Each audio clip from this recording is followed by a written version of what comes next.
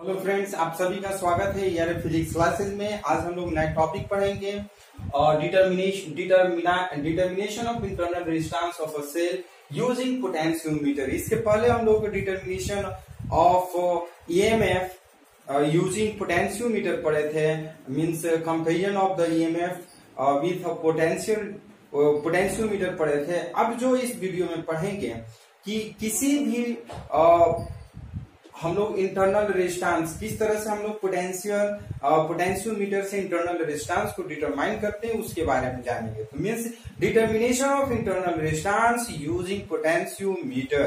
तो इसका 2 स्टेप्स होता है। ये स्टेप बताने से पहले इसका आप फिगर आप ध्यान से समझिए। जिस तरह से हम लोग comparison of EMF between 2 cells कर रहे थे, ठीक उसी तरह से हम लोग यहाँ पर फाइंड करेंगे। थोड़ा सा चेंजिंग है इस फिगर में, बाकी वही सेम है। कैपिटल ई जो है वो पोटेंशियोमीटर का ईएमएफ है। कैपिटल ई जो है वो पोटेंशियोमीटर का ईएमएफ है। ए जो है अमीटर है, आर जो है रियोस्टेट है, जिसका हम लोग बोलते हैं controller of the current, and के जो है K1 जो है वो स्विच फर्स्ट है, और ए बी जो है वो वायर है। ये वायर जो होता है कॉन्स्टेंटल और मैग्नेटिक का वायर होता है। इससे हम अगर जो है ईएमएफ हम कनेक्ट कर दिए हैं, और इस ईएमएफ के थ्रू कैपिटल आर जो है एक्सटर्नल रेजिस्टेंस हम कनेक्ट कर दिए हैं, और इस रेजिस्टेंस को K2 जो है स्विच है इसको कर दिए हैं।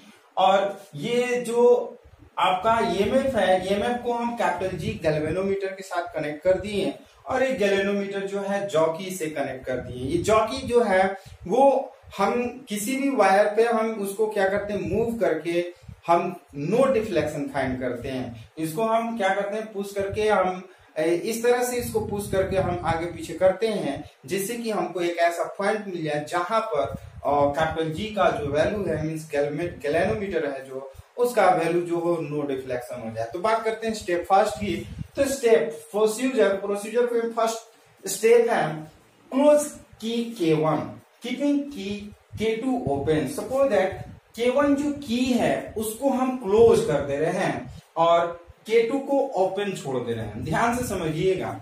सबसे फर्स्ट स्टेप में क्या करते हैं, K1 अभी दोनों ओपन है, तो ओपन है तो इसको फर्स्ट स्टेप में क्लोज करेंगे और K2 को ओपन छोड़ देते हैं। K2 open. Find the point J on the wire AB such that on pressing the jockey on the wire at J. अब J जो जॉकी है इसको हम प्रेस करके इस AB वायर पर हम इसको पुश कर रहे हैं, मूव कर रहे हैं आगे पीछे, और एक ऐसा पॉइंट फाइंड करते हैं। मान लेते हैं वो पॉइंट J है, J पॉइंट कर लिया। The galvanometer gives no deflection, means ऐसा पॉइंट हम लेते हैं जहां पर मान लेते हैं यहाँ पर हम लिए और यहाँ पर गैल्वेनोमीटर का डिफ्लेक्शन है वो बता नहीं रहा है, मींस नो डिफ्लेक्शन शो कर रहा है। तो उस कंडीशन में उस पॉइंट को हम J मान लेते हैं, मींस A के बाद जो पॉइंट है वो हमारा J है। इस पॉइंट पर जो गैल्वेनोमीटर है कोई डिफ्लेक्शन शो नहीं कर रहा है। At this stage the potential difference across A and J is equal to the EMF E of the cell, means A और J के बीच में जो पोटेंशियल डिफरेंस होगा वो EMF के इक्वल हो जाएगा। Means if AJ is equal to L1, suppose that अगर AJ के बीच का जो डिस्टेंस है, लेंथ है, वो स्मॉल L1 है, देन जो पोटेंशियल डिफरेंस होगा, ध्यान से समझिए, जो पोटेंशियल डिफरेंस होगा वो EMF के इक्वल हो जाएगा। एंड हम जानते हैं according to potentiometer potential difference is directly proportional to length of the wire. तो यहां से यहां के बीच का जो लेंथ है वो L1 है, तो VAJ is directly proportional to L1, क्योंकि ये जो है इसके इक्वल है। ध्यान से आप समझिएगा, since E is equal to VAJ and हम लिख सकते हैं VAJ is directly proportional to L1, so हम लिख सकते हैं E is directly proportional to L1। ये L1 कर लेते हैं। ये अगर डायरेक्टली प्रोपोर्शनल हटाते हैं तो ये हमारा E is equal to K L1, इसको इक्वेशन हम 1 कर लेते हैं। ध्यान से समझिएगा। A and J is equal to the EMF। Potential difference जो A और J के बीच का होगा वो potential difference E is directly proportional to VAJ, यानी कि EMF of the cell is equal to the potential difference of wire A and J। E is equal to VAJ कर लेते हैं। And we know that according to a potentiometer, potential difference is directly proportional to the length of the wire. So we can write VAJ is directly proportional to L1, and we know that E is equal to VAJ। तो VAJ की जगह पर हम लिख सकते हैं E is directly proportional to L1। जब directly proportional का साइन हटाते हैं तो E is equal to KL1, ये आपका इक्वेशन फर्स्ट हो जाता है। अब स्टेप सेकेंड की बात करते हैं। नाउ क्लोज की K2 so that non resistance R is connected across the cell। अब करते क्या है, K2 को क्लोज कर देते हैं।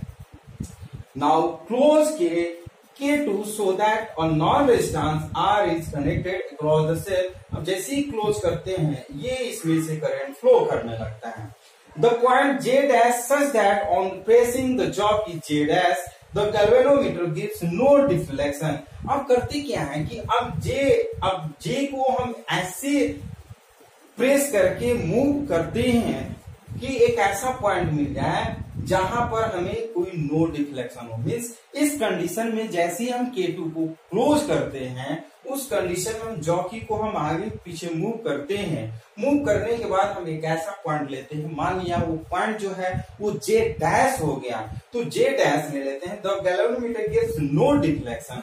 The terminal potential difference V of the cell is equal to the potential difference across A and J। तो इस कंडीशन में A और J का जो टर्मिनल पोटेंशियल डिफरेंस होगा वो इक्वल हो जाएगा किसके, cell of equal to the potential difference, यानी कि जो सेल का पोटेंशियल डिफरेंस होगा उसके इक्वल हो जाएगा across A and J dash। If A and J dash suppose that ये तो यहां से यहां का लेंथ, हम अगर L2 को यहां से यहां अगर हम लेंथ ले लेते हैं, L2 is the length of the wire AJ dash, then V is equal to, जिस तरह से हम लोग यहां पर A is equal to VAJ किए हैं उसी तरह से V is equal to VAJ is directly proportional to L2।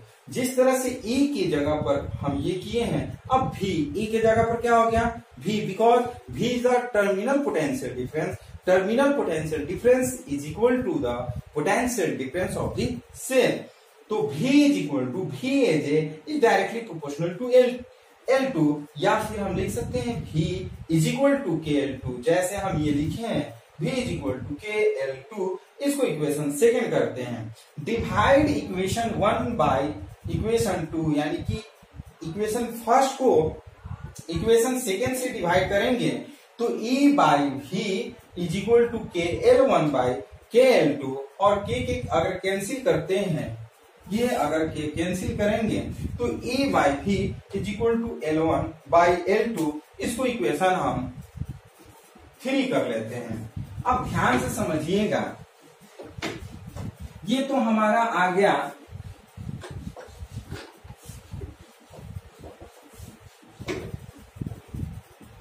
ये E by V is equal to L1 by L2।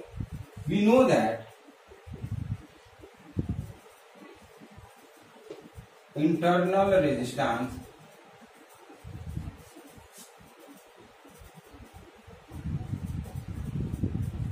small r is equal to E by V minus 1 into capital R। हम लोग internal resistance of the cell का जो formula है ये already हम लोग पढ़ चुके हैं। यदि वो आप नहीं पढ़े हैं, सेल का वीडियो अगर आप नहीं देखे हैं तो सेल का वीडियो जरूर आप देखिएगा। सेल के वीडियो में हम लोग internal resistance small r is equal to E by V minus 1 into capital R कर लेते हैं। फ्रॉम इक्वेशन 3 की बात करते हैं, small r is equal to E by V के जगह पर L1 by L2 minus 1 into capital R। This is the formula of internal resistance with the help of potentiometer। या फिर इसको हम ऐसे भी कर सकते हैं, small r is equal to L1 minus L2 by L2 into capital R. This is the formula of the internal resistance with the help of potentiometer. Potentiometer के हेल्प से हम इंटरनल रेजिस्टेंस ये फाइंड करते हैं और cell के help से R is equal to E by V minus 1 into capital R find करते हैं.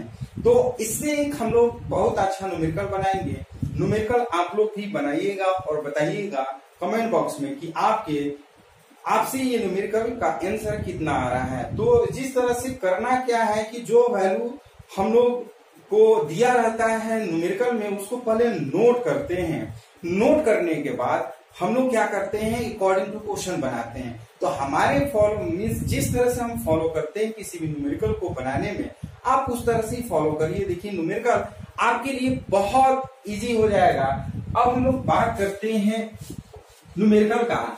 ध्यान से समझिएगा न्यूमेरिकल और कमेंट बॉक्स में जरूर आप बताइएगा कि न्यूमेरिकल से आप बना पा रहे हैं कि नहीं, क्योंकि बहुत इजी कॉन्सेप्ट हम आपको न्यूमेरिकल बनाने के लिए देते हैं और कोशिश करते हैं कि आपको आसानी से न्यूमेरिकल बन जाए. तो हम बुक का हेल्प लेते हैं. बुक में दिया हुआ क्वेश्चन ध्यान से समझिएगा. ये क्वेश्चन है, a potentiometer with 1.5 volt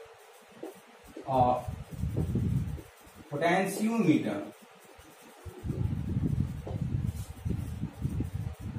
with 1.5 volt cell is used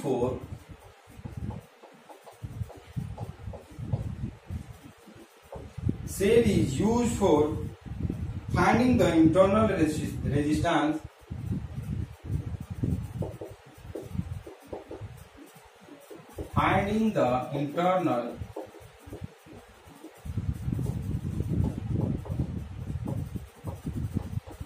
internal resistance of 1.2 volt cell.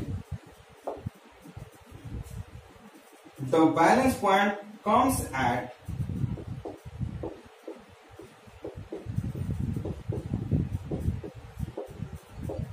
The balance point comes at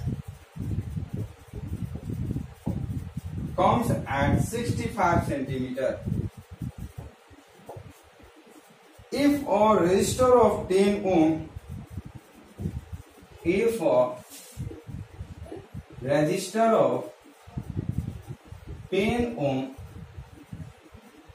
is used as shown in the figure,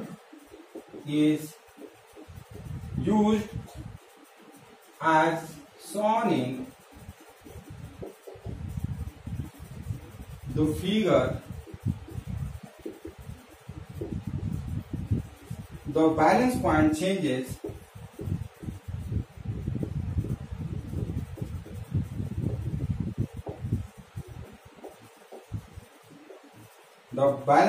changes to 55 centimeter. Calculate the internal resistance of the cell. Calculate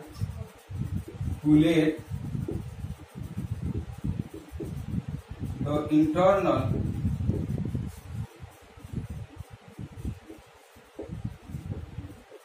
resistance of the cell.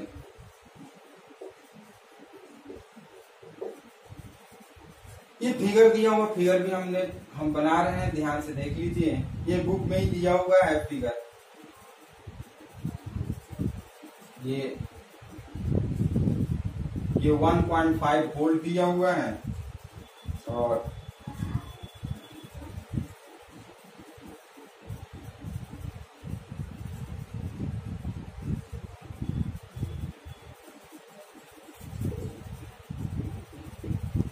ये चौकी है. एक और चौकी दिया हुआ है. इस गैल्वेनोमीटर के साथ कनेक्ट किए हैं. ये P पॉइंट है और ये Q पॉइंट है.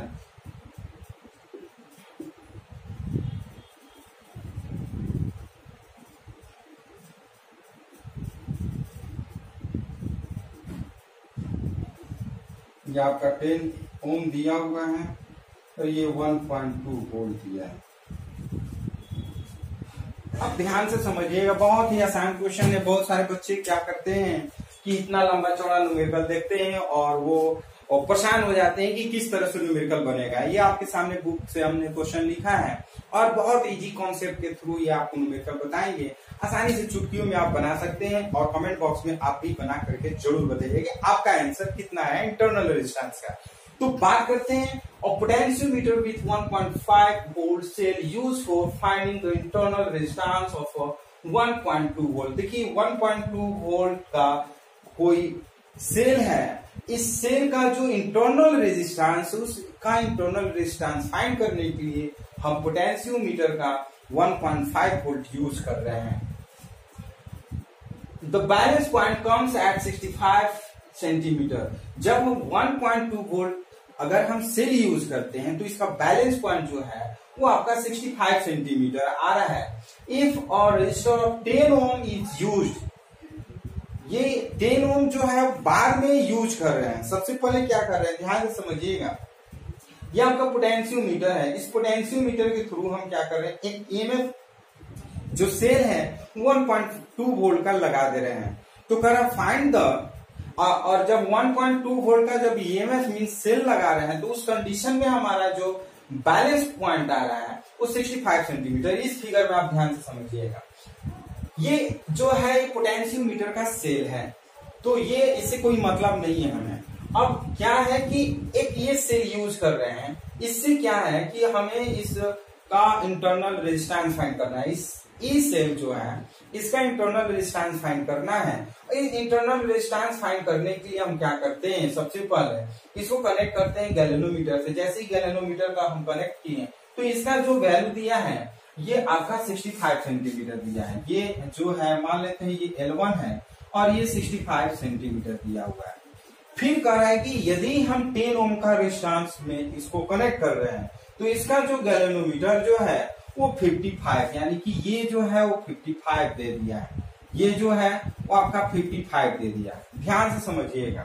तो यहां पर हम करते क्या है, L1 का वैल्यू हम लिख लेते हैं 65 सेंटीमीटर। L1 का वैल्यू लिखते हैं, यानी कि फर्स्ट केस में जो लेंथ है वो 65 जो बैलेंस पॉइंट है।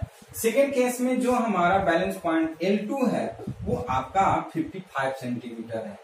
अब आप सवाल करिएगा सर L1 बड़ा है L2 छोटा है। बड़ा छोटा से कोई मतलब ही नहीं है। मतलब ये है कि according to condition, means first condition में हम देख रहे हैं कि सेल का जो लेंथ है, बैलेंस पॉइंट है वो 65 सेंटीमीटर है। और जैसे ही हम 10 ओम का रेजिस्टेंस, एक्सटर्नल रेजिस्टेंस को ऐड करते हैं तो इसका जो जॉकी है उसका नो रिफ्लेक्शन हो रहा है 55 सेंटीमीटर पे। Means L2 is equal to 55 centimetre और कैपिटल R का वैल्यू दिया हुआ है 10 ओम। पूछ रहा है what is the internal resistance of this cell. तो हम करते क्या है, since we know that small r is equal to L1 minus L2 by L2 into capital R। ये फॉर्मूला हमने अभी पढ़ा है। अब इस फॉर्मूले पे हम पुट कर देते हैं बहुत ही आसान तरीके से, जिस तरह से आप लोग चाय बनाने के लिए चाय में शुगर और क्या डालते हैं, चाय डालते हैं, चाय बन जाता है। इसी तरह से इसमें L1 और L2 का वैल्यू पुट करते हैं और R स्मॉल r का वैल्यू निकल जाता है। L1 का वैल्यू अगर पुट करते हैं ये 65 माइनस L2 का वैल्यू 55 और बाई L2 का वैल्यू 55 और इनटू R का वैल्यू 10 रखते हैं। आप देख सकते हैं 65 यानी कि 10 बाई 55 इंटू 10, तो हम small r is equal to लिख सकते हैं ये 100 बाई 55। इसको डिवाइड करके आप बताइएगा कमेंट बॉक्स में कि आपका कितना आंसर आया फाइनली। हम फाइनल आंसर का वेट करेंगे जरूर। आप लोग इस वीडियो को देखने के बाद जरूर आप कमेंट बॉक्स में इसका आंसर, फाइनली आंसर बताइए कि आपका आंसर कितना आया। तो ये वीडियो आपको कैसा लगा, यदि वीडियो पसंद है तो लाइक शेयर कमेंट जरूर करिए। और यदि आप नए व्यूअर हैं तो इस चैनल को सब्सक्राइब जरूर करिए, क्योंकि फिजिक्स में बेसिक से लेकर के एडवांस लेवल तक आपको इस वीडियो में इस चैनल पे मिलेंगे। 11th 12th हर टॉपिक का कंपटीशन का हम लोग धीरे धीरे बहुत सारे टॉपिक का वीडियो आपके लिए बना रहे हैं। कोशिश कर रहे हैं कि अधिक से अधिक आपके पास अच्छा से अच्छा नॉलेज, अच्छा से अच्छा थ्योरी, कॉन्सेप्ट क्लियर आपके पास पहुंचे। तो फिर मिलते हैं हम लोग नेक्स्ट वीडियो में। धन्यवाद।